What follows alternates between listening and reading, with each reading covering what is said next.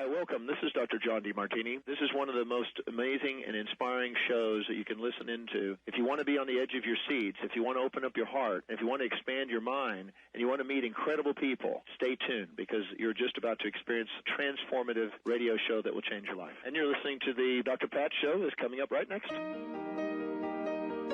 Welcome to the Dr. Pat Show. Talk radio to thrive by. Powerful, inspiring, and coming to you live, bringing you stories of people like you and me busting through and living life full out. Get ready to dare to wonder what you... Hey, everybody. Welcome. It's so great to have all of you tune us in and turn us on. You are listening to the Dr. Pat Show. It's so cool. Hi, Benny. How are you today? Doing well, Pat. Doing well. Thank you for asking. Yourself? We're getting ready to talk about something really cool. Ooh. Yeah. And I love this because I am a student. So whenever I get to have a conversation with a thought leader, the thought leader that I'm referring to today, of course, is Robin Clare, Robin H. Clare.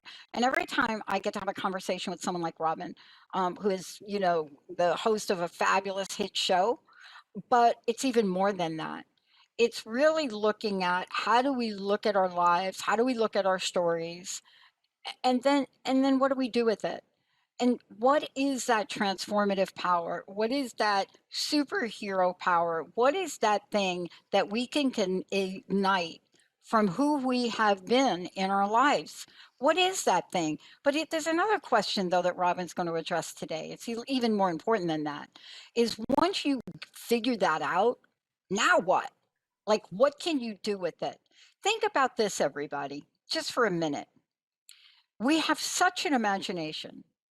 How many people may you know about or not know about that created incredible life journeys based on the way they tell their story? How about Carl Jung, right? That's one. Oh, wait, Viktor Frankl, that's another. Oh, wait a minute. How about Jesus, the most fantastic teacher? How about, Buddha? I mean, come on, think. How about people that have shown up, that have looked at their stories, that have looked at where their energy is in their stories, and then figured out what to do with them? So today, this is what my friend, my colleague, the author of so many cool things is saying. Surrender your story. And how do you want to do that? You want to do it with her, with Robin. Robin, it's great to have you. Thank you, Dr. Pat. I'm so excited to be here. This is magical. Mm-hmm. If people can get at it. Yes. Talk a little bit about this and what you mean, because there are the origins, and then there's like the ending. And then there's so many other things that show up in the energy and the emotion of our stuff, right? But Yeah. Manuscript Maven, Greenheart Living Press. Yes. Come on now. Yeah. So I wanted to begin today's conversation with how this idea of surrender your story began with me. I every New Year's Day I meditate, and I always ask the same question. What do you want from me this year? What do you want? Sounds like a song, right? What do you want from me? Or what should I learn this year? And the words I heard 3 words: surrender your story. And I said, oh, which story? And then I heard all of them. And I'm like, oh boy, this is going to be a fun year.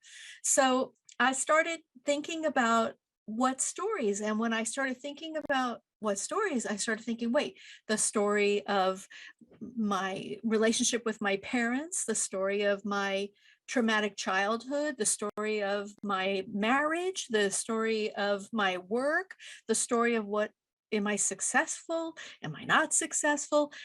They just kept coming. These stories just kept coming. And I'm like, wow, what are these stories? And I realized that our stories basically come, I think, from unhealed trauma that we have not gotten around to healing yet. And so I started working on those moments. And of course, I knew I was onto something when I discussed it with my colleague, Elizabeth Hill from Green Heart Living.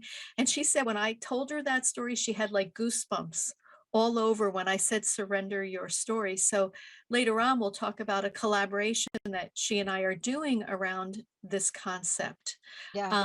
But yeah, so it really started this year with a message from my divine grace and taking a look at my own stories, because it's been an interesting year for me. I have my mom is in hospice now, and my mom and I have had a very interesting relationship around eating disorders and her eating disorders and how she impacted mine, and then the healing around it. But I realized that there was still some more to surrender, so that she and I could Yeah. we could see this lifetime through in the proper way. And it was interesting. Last week I was visiting her, and she had this 10 minutes of awakeness, right? And Wow. she looked at me and she said, Robbie, do you forgive me for all the things that I said to you that I shouldn't have said? And I said, yes, Mom, I do. I go, but what's most important to me, Mom, is that you forgive yourself for saying them. And she said, I do forgive myself. And I said, then we're good. She goes, we're good. Mhm. And then she went on to some other conversation that didn't quite make sense to me. But right there, I knew that she and I had come to that place. We surrendered the story of our joint disorder together, eating disorders. It is so important to have those conversations. And I think you and I have talked about the fact that I come from a family where there isn't any of us that has come out of my, well, first of all, myself and my half brother, the only ones still alive Mhm. because of addiction of many levels, but my sister and eating disorders. I mean, there are some things that you can look at and you could say, yeah, the world right now is suffering from multiple disorders right now. But there's something that you talk about, and I would love for you to share this because nobody does it better than you, I don't think, around this. And I know your passion around this. And you know what, Robin, can I say something to you? Sure. It's never been popular to talk about eating disorders. It Mm. takes courage. I mean, look at Karen Carpenter. I mean, people would like who Google her, everybody. If you didn't know who that is, Google the most beautiful music. Oh my God, it's the best. Never would have imagined. But there are so many others, and it takes courage, and that's what you're doing. You're showing up in a world right now that absolutely has to have this conversation with you, that has to be able to do this. We cannot even quantify, qualify, or even imagine the impact and the trauma of the past 3 years. And you know what we're trying to do now? We're trying to blow that away. We're trying to blow that away, Robin, like we blew away 07, 08, 09, and 10, where we created an entire generation of poverty people that lost their jobs. Yeah. So define trauma. Tell us what is underneath the trauma, Mama. Well, so trauma is experiences that we've had that that just have had an impact on us. And trauma, they happen in our childhood, our teen years, our adult life.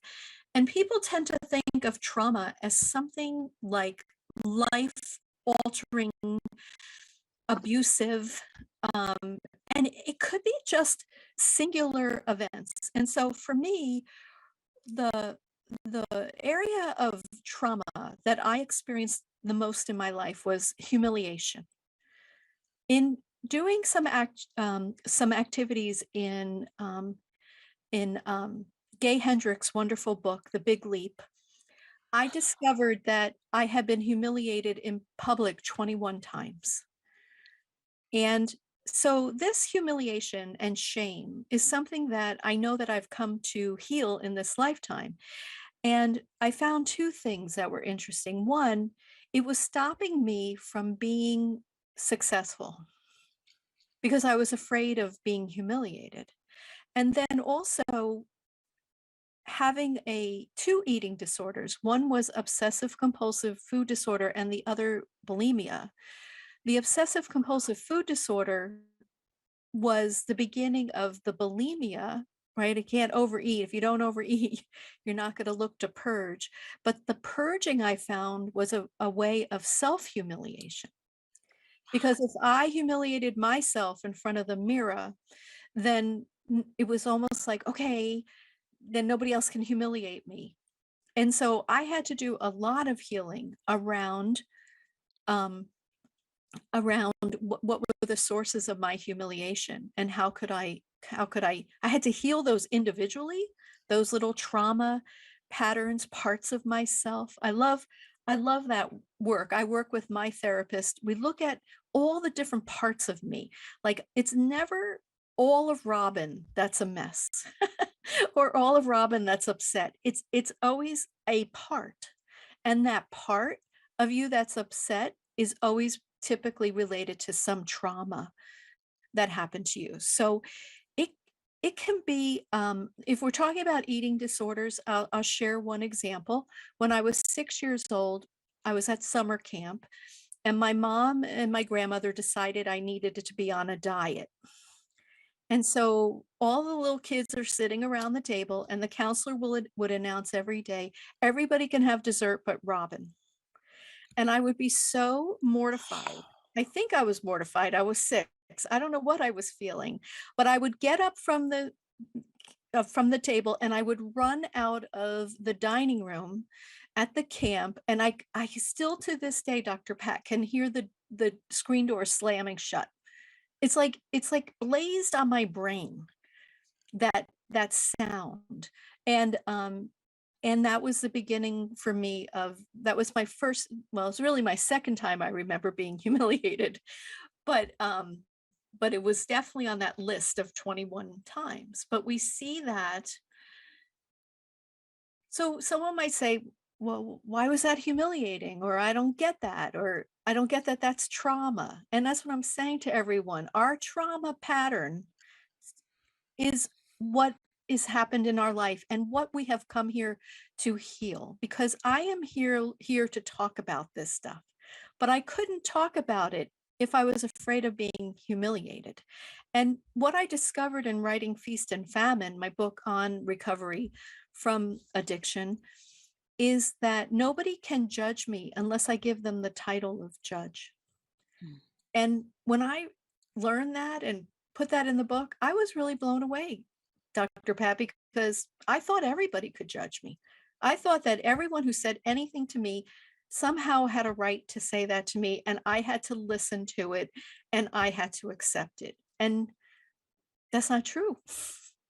But I didn't know that. I didn't know that. And once I knew that, then I knew that I was on the path to truly surrendering my Yeah. story of being afraid of being humiliated and moving on to being able to have my radio show and Yeah. speaking in public. Man, I gotta tell you, I don't know a way to describe this to you, but I think you already know this, right? In a 20-year period of doing my show, Mhm. I didn't realize that when you're sharing what you're sharing today, it is touching the hearts and lives of so many people, Mhm. because underneath it is you are clearly recognizing that there is this that's going on. And having that understanding of trauma is so important.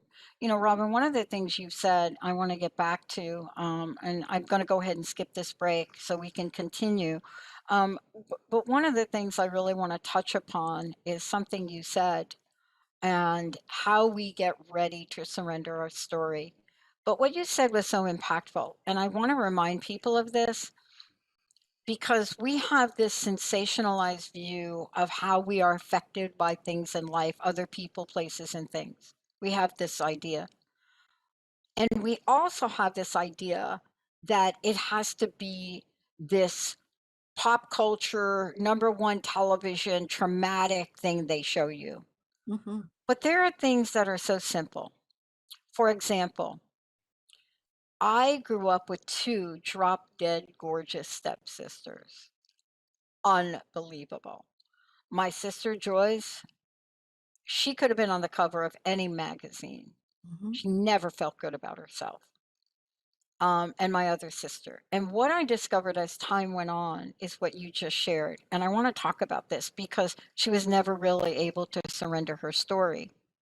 You know, unfortunately for me, I had a lot of angels. But one comment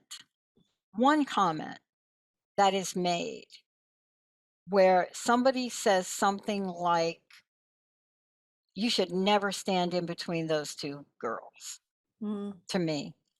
And then you have a stepmom that wants to show all three of you off, and it's every day. And it's just that one comment. And I watched my dad literally knuckle my sister Joyce under, teasing her.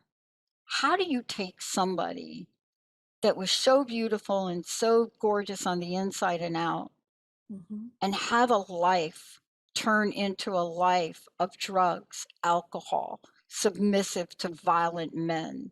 You know, how does that happen? And I think it's the way that you're talking about it. You know, my sister Joyce never got the opportunity to hear what you have to say. But this is where you can talk to the many people listening to help us understand that it's time to surrender. How do we do that, Robin? Well, surrender is interesting because surrender is not wishful thinking. I think we think it is. Like, I wish I felt better. I wish this would go away. I wish he would stop doing that. I wish she would stop doing that. Wishful thinking, as Alcoholics Anonymous says, is let go, let God. Like, you have really got to give it up to your higher power, whatever that may be, and just say, I can't do this by myself. And and more than that, I am done feeling this way, or I am never going to do that again.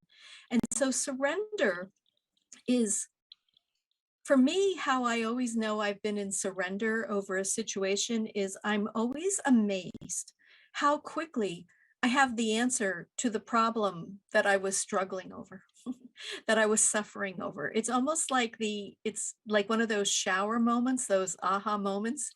But that's what happens when you're in surrender, is that you get a clue that there is an answer for you as to why you're suffering. So, because just stepping back from that, suffering is an option, and people don't really understand that. They think that pain and suffering are the same thing, but pain is one thing. Pain's inevitable, and we're all going to have pain.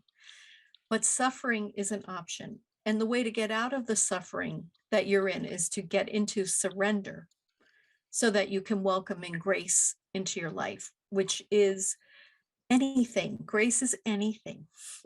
It's outside resources, it's internal wisdom, it's someone saying something to you, a stranger.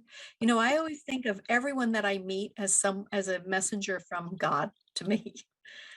And do you do that too? I mean, you wonder, don't you like stop for a minute? And, you know, there's some people, honestly, this happened to me not too long ago.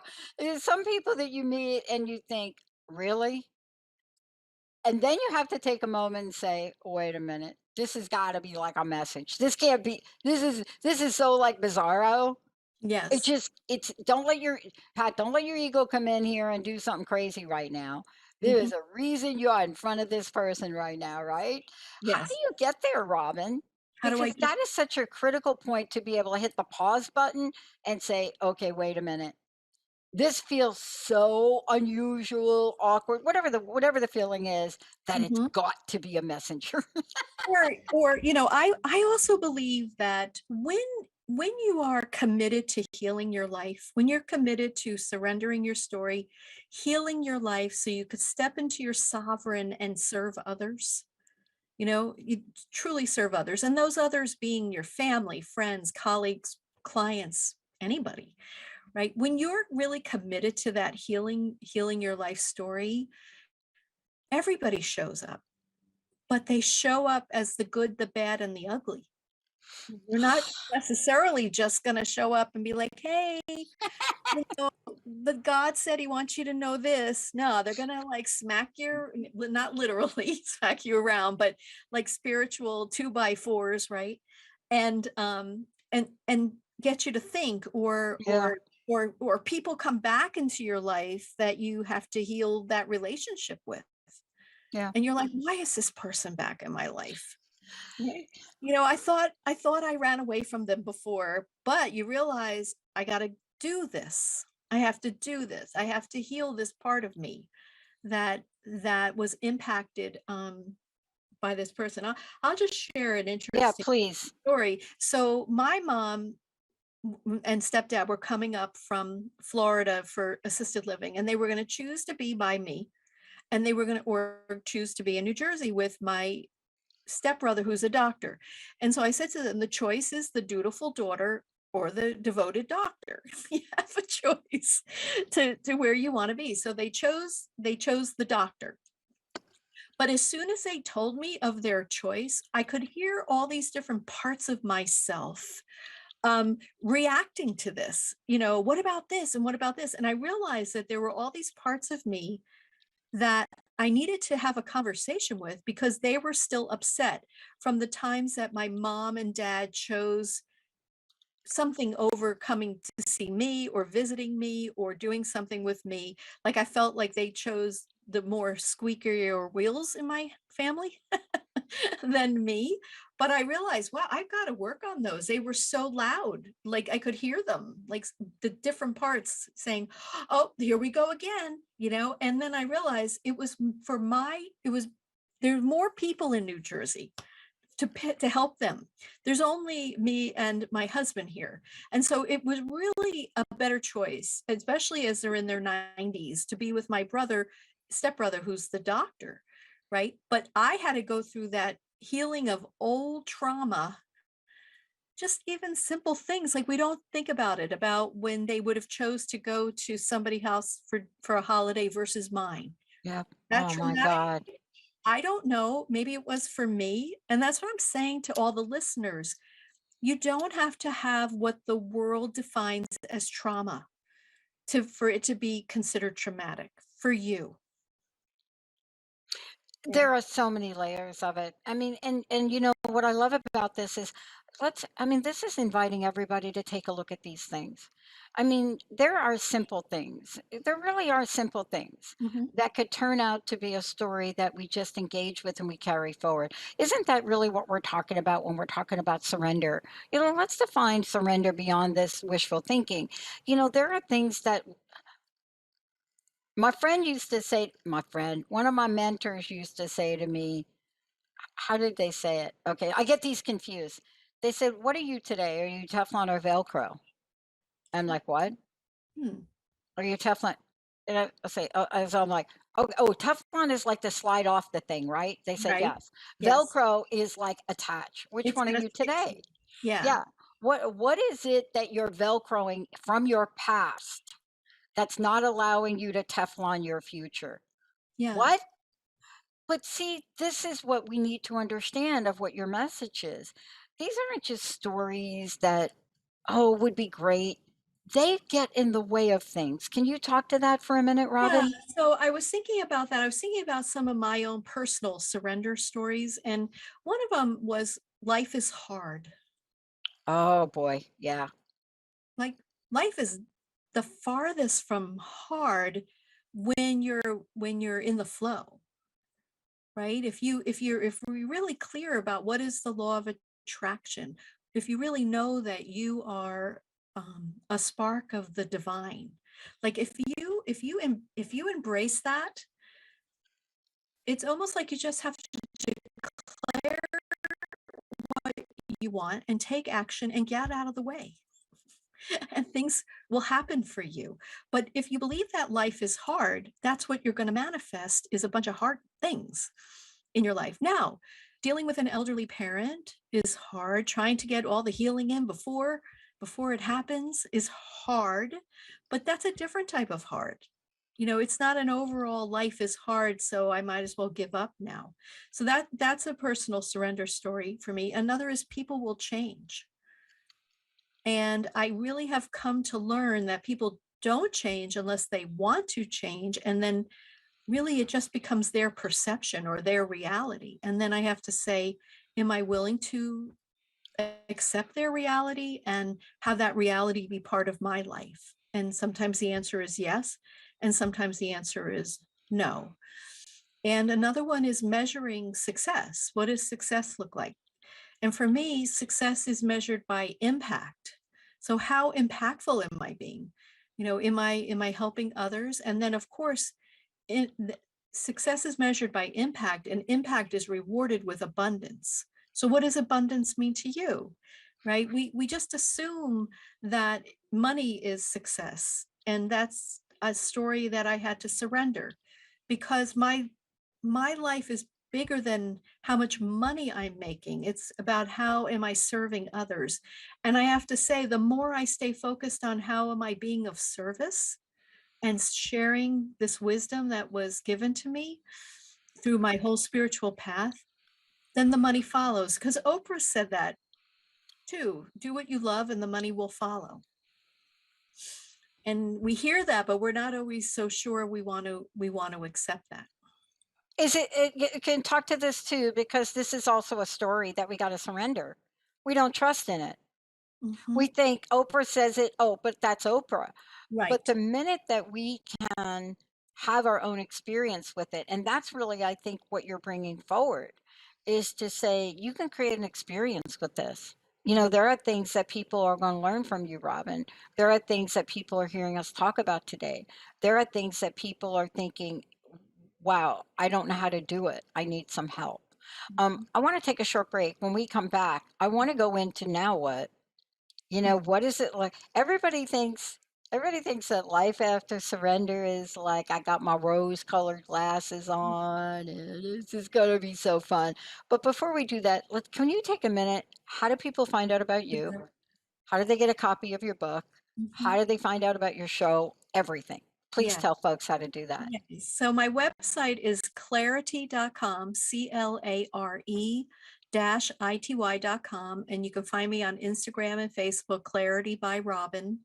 And they can get copies of the book on Amazon.com, or if they want a signed copy of the book, they can contact me, or if they want to call in, I'd be happy to send to the first 3 callers a copy of Feast and Famine: Healing Addiction with Grace. I wanted to say, everybody, the phone lines are open during this show for you to check in with us. 1-800-930-2819. 1-800-930-2819. You have a question about what we're talking about. Do you feel like there is a story that you could get a little bit of help to really just get it a new lease on life? We're going to take a short break. Life after surrender. Now what? Benny, let's take a short break. We'll be right back.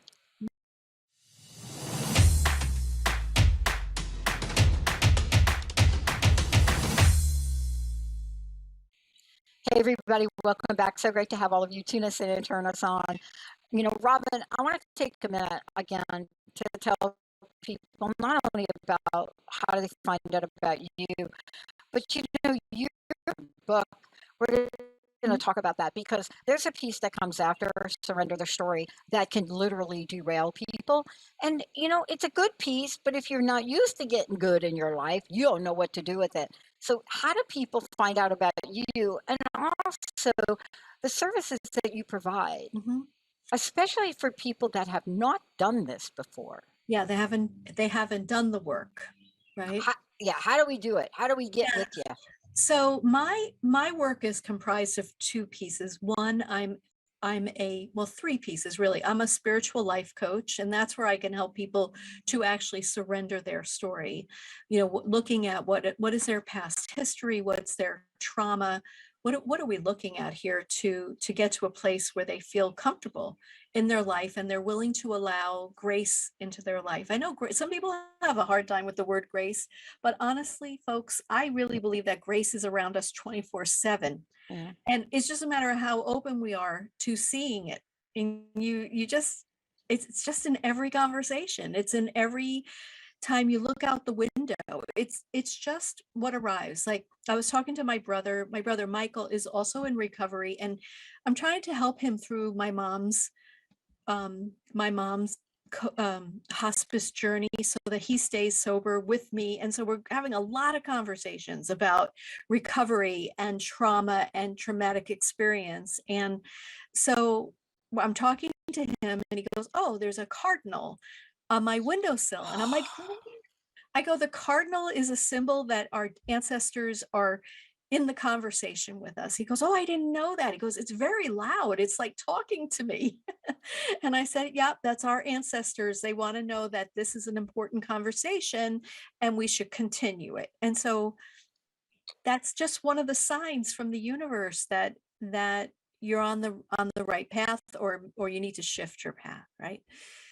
So what is so I do the spiritual life coaching. I'm also a writing coach, and I work for a wonderful publishing house called Greenheart Living. It's a press, and they call me the Manuscript Maven, because what I do is I get people from an idea to a manuscript. And I come in as the writing coach, if that's another way of saying it. And I hold their hand and I hold them accountable to get it done. Because if you're not ready to get it done, I say don't even start, because there's nothing more frustrating than having a book that wants to be birthed and you can't birth it. So I always say to people, make sure you're ready for that commitment.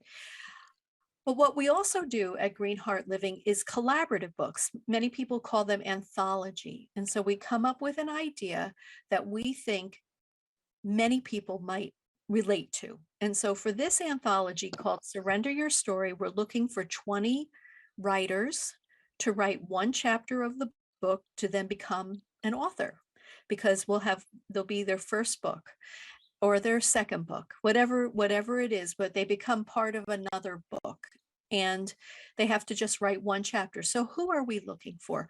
We're looking for people that have surrendered their story. And what have they done? They've healed their trauma enough to be able to step into their sovereign, meaning they're not living from the wounded child archetype, they're living from their powerful sovereign archetype. And then they're taking that wisdom that they received from healing their trauma, and they are using it to be of service to their family, to their friends, to clients, to their community. We have no thoughts on what they're doing with this wisdom. So we're open. I even was speaking to someone yesterday who has just changed her whole family's, because she healed her life. She's now changed and healed their lives, her entire five person family. And then she's going to take it professionally. But right now it was just about making sure her family was healthy. And so that's what the collaborative book is. And if you're interested in that, you can go to greenheartliving.com and click on work with us, and then find write with us. And then you'll find the collaborative book. But we would love for you to apply for that and to see if if you're a match for the book. And part of this too is, and I think we'll talk about it a little bit right now, is that part of this is understanding that writing our stories is so powerful. So powerful. And that really kind of leads me to, this next part. Now that I've surrendered my story, what's next? And I love that part of what could be next is writing about it, right? But there's also life after surrender. What did that feel like for you? Life after surrender. Well, I actually felt really good at times and really, really hard at times. Because when you choose to surrender, what you're really saying is, I'm ready to heal now. And so healing is not always easy. Healing can be, healing can be lying on the floor in a fetal position, crying. I mean, it can be whatever it is, Oh right? my gosh, I've been there. Or it can be addressing with people that have hurt you, and you have to have conversations with them, or bringing up experiences that you've just kind of very easily put them in the back. So because I think it can be so hard, I really think you have to work with a professional. For me, I worked with a therapist. I had been to India and I had done all kinds of things on my spiritual journey, but it wasn't until I started working with a therapist and was willing to go back and look at these different parts of me that had the traumatic experiences that I was able to heal. And it's still an ongoing basis, really. I'm not going to sit here and tell you I'm all healed. No, it's like we're like a rose. I don't want to call us a bunch of onions. So I'm going to call us a bunch of roses that we just keep peeling back the petals to see what's there. I love that we're talking about it this way. The other thing too is, what I've learned is I didn't get to that place overnight. Just because you take a petal off and you just take it and just take it all in and smell it, feel it. Oh, there's nothing more beautiful than the touch of a rose petal, right? Mhm. If you truly just hang on to it, it's just amazing. And so there may be more that comes. But, part of what you're also talking about is you got to allow for that. I Yeah. remember my first journey through talking about my past and I mean a real thorough conversation about my past was in 1989, and I I had to go stay in my closet for 12 hours. I mean, I say that, well, first of all, I'm an introvert, so that was like that's like my total safe space, Mhm. right? Yeah. But if we don't allow for it, and I must say this, doing this alone, that is a rough road, people. No, I don't even know if it's possible I because don't I think think it you need is. a witness to your healing. I, Talk I about think, that, Robin. well, Talk I about think that I more. think we need a witness, and I honestly believe that someone to say, I see you, I hear you, and I believe you. And because there are parts of ourselves, this wounded child that we have inside of us, its job is to protect us. And so if we don't have an independent witness, and it could be your best friend or your pastor or your coach, it doesn't have to be a therapist. For me, I needed a therapist. Um, this you need this person to be able to say to you, I'm calling you on that one. I don't, that doesn't sound right to me. Sounds, calling bull, kind of thing, right? Like, so I think that this witness is someone who is going to see you through to the next level. That's why I love the writing coaching, because my motto on that is when you write your life story, you heal yourself. And when you share your life story with others, you help to heal them. Yeah. And I believe writing is such a powerful, powerful medium for healing because you're not saying it out loud. Yeah. Yeah. And you can keep it to yourself or you can share it. And that's why I say to my writing clients, just write everything, let it out. And then we'll go back and say, do I really want to write that about my father? Can I really say that without permission about this other person? And then you go back and you say, you get the permission, or you just say, I don't care, or you just say, I'm going to move it out. I don't need to have it in there, but boy, it sure felt good to get it out from inside of me. Yeah. Mhm. I mean, that's really part of the journey. And I love that you're offering that to people because there are some people listening and they're like, I don't know how to write. See, this is not knowing how to write. No. This is about releasing whatever that is that's inside of you in whatever way you want. And I just want to just make a comment about that because for those of you out there that are hesitating, what I want to say is knowing how to write is not really it's not really a criteria. I mean, this is not like taking the GREs exams, like where you got to have like a score. And that's why Robin's talking to you about it because, and talking to me about it, talking to all of us about it, because if there was ever a time to really get out what is inside, it is now. I mean, I cannot talk about this enough. Every day I work with people that have been so impacted by the past 3 years, they cannot even tease apart the impact. Yeah. They can, they can't tease apart even the impact of 1 year in the same home with three children trying to study, a husband trying to work, yourself trying to work, taking care of a mom, people, they just can't unpack that, Robin. And Mhm. this is how people can just express every aspect of what they've been experiencing. Yeah, and as a writing coach, I don't really, I'm not there to change your writing style.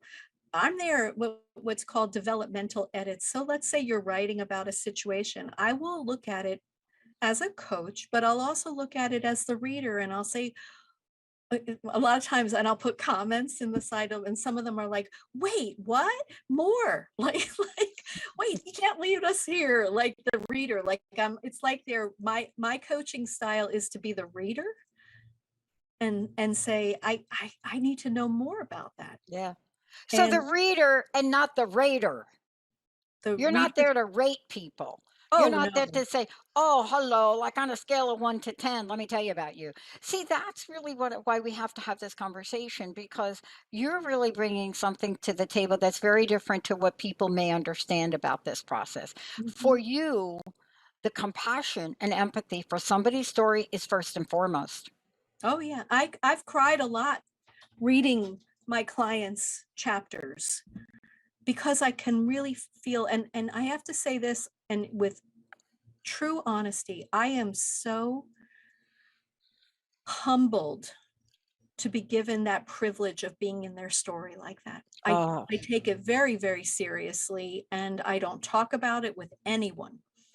Like, there's a level of privacy there that I honor completely.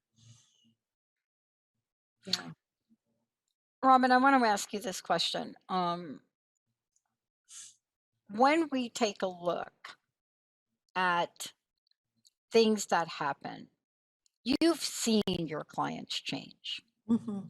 You've seen the book pages turn to the next chapter. Are you able to share a little bit of what your experience is with that? Yeah. Well, what I love about it is they'll come to me, as their writing coach, thinking that the story is one thing, right? It's the story. But I was working with someone on their book, and I said, "Oh, this feels like a textbook."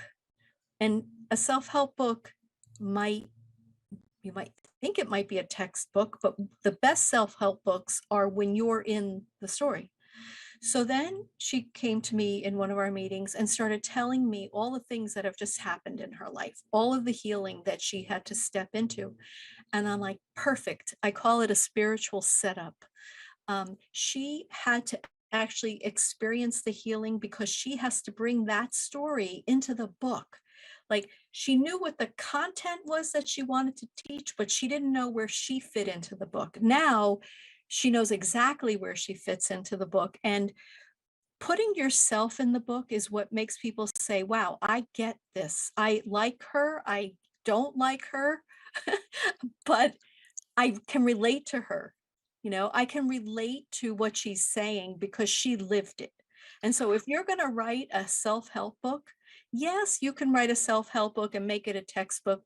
But if you really want, and you're most likely writing a self-help book because you have lived it, or you wouldn't even be knowing about it, right? No. Yeah. Right. And so the true beautiful books are the ones when you're in it. So now they come to me and I'm pushing them. What about this? Why did you feel this way? Can you tell us more? And that's what I do, is to try to build up their Mm. presence in the book as well as practical information. But I feel that my job as the writing coach is to help them to create a tool that actually works to help others to Yeah. surrender their story and heal their lives. It's fascinating to really hear you talk about this in this way, because I don't write. I speak my stories in my books and articles. And it's fascinating to go through that journey, because this is just me. If you ever hear me tell a story, I tell a story, and that's the way it is, and that's the way I want it in the book. Mhm. And it's hard sometimes, because there are some people that you work with. The minute that they look at that format, it's Mhm. not traditional, you should change it. And honestly, there's some things I'm like, yeah, I should change that. But you can't change the first paragraphs where I'm talking to myself. You know, that first paragraph where I'm explaining, look, woke up last Saturday. I walked out, the sun was shining. I thought, I'm going to start this brand new, absolutely great new lawnmower because why? Well, yeah, the other one had oil in it. And you know what? I got it shiny out of the box. And I thought, I can do this. I'm the daughter of a mechanic. And then all of a sudden I heard, but wait a minute. You can't even lift it out of the car. What are you doing? And so this is the way I talk. This is the way I write. Some parts of it have to be changed. But what you're talking about, you're not going to change what's the feeling is on the inside of people. And see, that is important for people to hear because when they hear this, they also need to hear, Robin, that your style of working with people is no. This is you fully expressed, like who you are. That's you, right? Mhm. But let me help you put it in a structure so that people can read it. Yeah, and there was, in another client's book, she was talking about someone, and I said, I would really highly recommend that you have this person read this first before you publish Oh, this. yeah. Yeah. I said, that's my recommendation because Yeah. this tells a story that is really maybe not yours to tell. And that happened to me when I was writing about my mom in Feast and Famine. I gave it to my daughter and I said, what do you think about what I wrote about grandma? Right. And she said, I think you're being judgmental, mom, of grandma. And I'm like, wow, Gabby, thank you so much. Right. I'm like, and so it took me like all day to rewrite that chapter to get out because there was the wounded child in there that was saying, well, I'm going to write this, right? and then I'm like, but I'm in recovery. I should be writing it as the person who surrendered their story and now wants to use it as a tool. And so it was fun. It was a fun day. I sat here at my desk and went back and forth between my wounded child and my sovereign, rewriting these, trying to get that judgment out because it wasn't my place to judge why my mother did what she did. And I got it out of there, which was so Yeah. lovely. I think it's really cool. I mean, I had a deadline for an article that I needed to submit, and I honestly, I just thought, you know what? I need somebody that doesn't know me very well. I need to talk about it, and I handed it over to Daniel. And I was so impressed with how, because Daniel works really closely with me. He's the producer for the show right now. And, I knew he did his homework to learn about me, learn about my personality. And and we sit in the same room, right? I do a fast track thing where I bring people and they get to sit with me and Jessica and other people, right? And I thought, well, he knows enough about me that he's not going to cut stuff out. And I was amazed to see how someone, not me, saw me. And Mhm. that is also the gift that you give people because we get so close to ourselves, Robin, that we don't get a caring, supportive, Mhm. respectful perspective.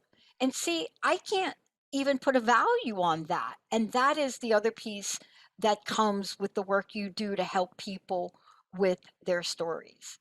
Yeah. That right there. Yes. Yes. And Yeah.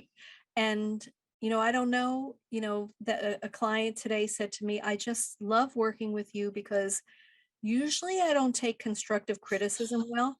She said, but I have never felt that way from you. She said, I have never wanted to say, what? Why did you say that? And I'm like, because I don't even look at it as constructive criticism. I look at it as developmental edits. Like I don't even I'm not looking at her, and saying, why did you write it that way? I'm like, could we say this?